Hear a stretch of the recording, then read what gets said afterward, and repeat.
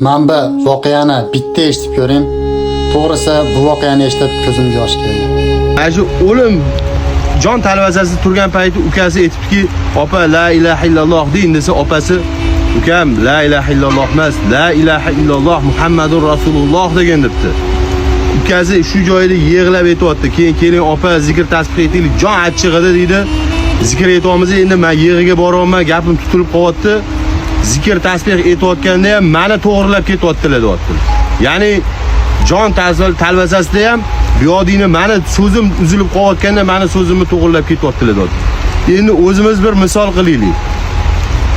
Oyligimiz vaqtida tushmasa, ona oyligim vaqtida tushmadi, paytkingizni katta odam bo'lib turibman, biz qarz olamiz onadan yoki boshqadan yoki o'tmetimiz orasi ona og'riyapti deymiz.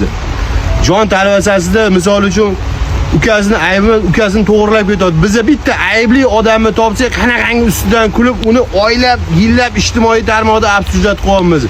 Mana shu narsalarni bir o'zimizga ibrat emasmi? Mana shu narsalarni bir ko'z oldingizga keltiraylik, mana hayot qanchalik ibratli insonlar oramizda yashab o'tayotganligini bilaylik. Bu hammamizga dars. Bitta shu ayolning o'limi.